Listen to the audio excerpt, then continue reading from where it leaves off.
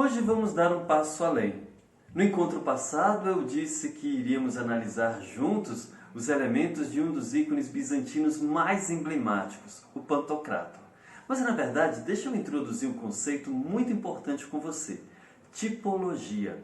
Tipologia é o estudo das características em cada tipo de ícone escrito sobre uma pessoa, ou Cristo ou a Virgem Maria. Então, os ícones do Pantocrator, que quer dizer o onirregente ou aquele que tudo rege, são um dos tipos de ícones básicos de Cristo. Os outros dois são o Emanuel, o menino Jesus, né?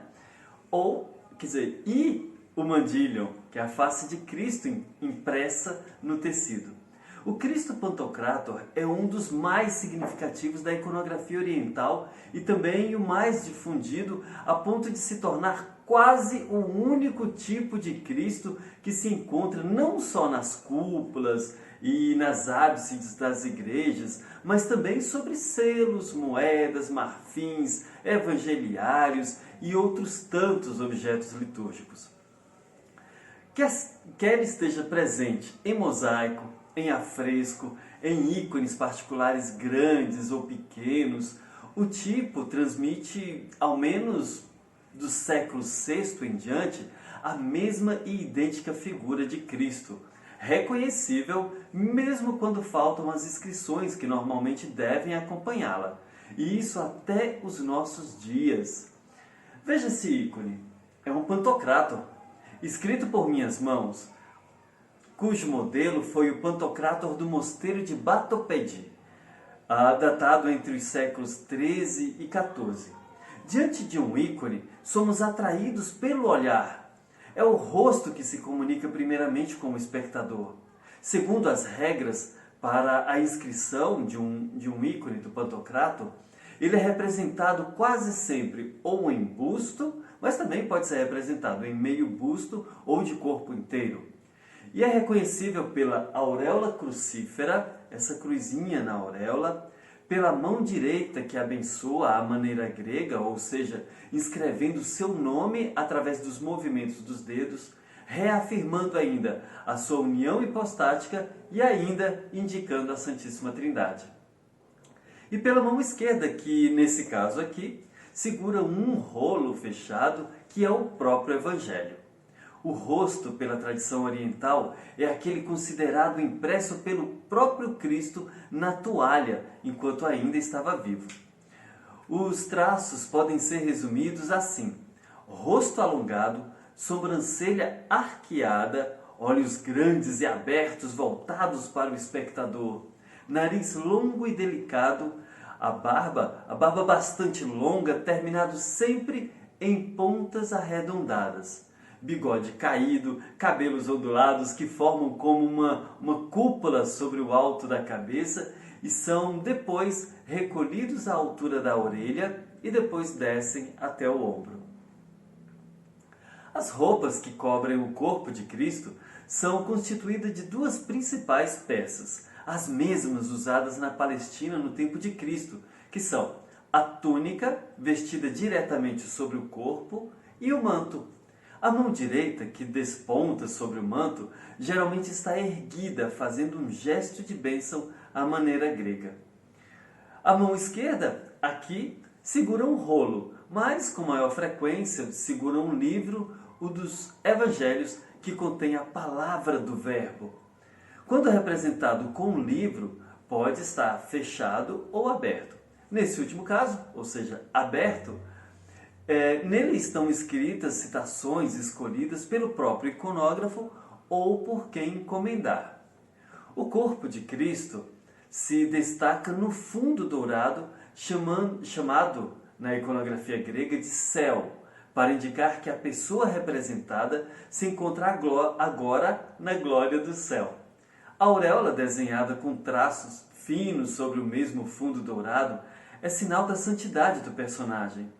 E em todas as imagens de Cristo, na auréola, estão desenhados 3 braços de uma cruz, por isso que a gente chama crucífera, e que se tornou comum no decurso do século VI, desde o tempo de Justiniano, e é uma clara alusão à dimensão salvífica do personagem ali representado. Em geral, a auréola crucífera é desenhada com 9 linhas, simbolizando os 9 coros ou ordens angélicas, a saber, serafins, querubins, tronos, dominações, potestades, virtudes, principados, arcanjos e anjos. Eu decorei para falar para vocês dessa vez, viu? Sobre o ícone, estão presentes inscrições cujas finalidades é chamar a atenção para a identidade divina e ao mesmo tempo humana da personagem representada. Algumas inscrições são obrigatórias e também são constituídas 2 digramas do nome de Cristo, IC, XC, Jesus Christos em grego, Jesus Cristo, e do sagrado trigrama do nome de Deus revelado a Moisés no Sinai, na verdade. Ho-on, eu sou aquele que sou, eu sou o existente, o ente, o existente. Está escrito lá em Êxodo, capítulo 3, versículo 14. E inserido nos 3 braços visíveis da cruz, introduzidas na auréola. Essas inscrições são sempre em grego, e algumas cores aplicadas às vestes têm um significado profundo e merecem uma atenção especial. Jesus Cristo é quase sempre representado com uma túnica púrpura, que é o divino inerente à sua pessoa, e o manto azul, humanidade que ele assumiu na sua encarnação. E a Mãe de Deus tem uma veste azul de criatura e o seu manto púrpura lembra a extraordinária vizinhança ao divino. Bom, eu falei demais, né? Você já deve ter percebido que eu me empolgo falando sobre esses assuntos e de fato, né? Eu gosto de falar sobre isso. Mas você deve se lembrar da primeira frase que eu disse lá no vídeo 1, né? O iconógrafo não deve se esquecer da alegria de difundir os ícones no mundo. Bom, na semana passada eu escrevia um ícone para o mosteiro beneditino feminino na cidade de Goiânia, né? Para a cidade de Goiânia. Você deve saber que o carisma dos beneditinos, né? Dos monges beneditinos ou das monjas beneditinas é oração e trabalho. Ora et labora. E eu estava assim, um dia, sabe, meditando. Ao mesmo tempo, fiquei assombrado, sabe? Eu sou uma pessoa comum, assim como você. E eu pensava, uma obra minha, escrita pelas minhas mãos, disponível para os profissionais da oração, assim eu pensava.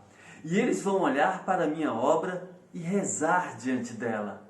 Claro, quando eu digo que esta obra é minha, é uma força de expressão, pois tudo isso é muito mais pela graça de Deus.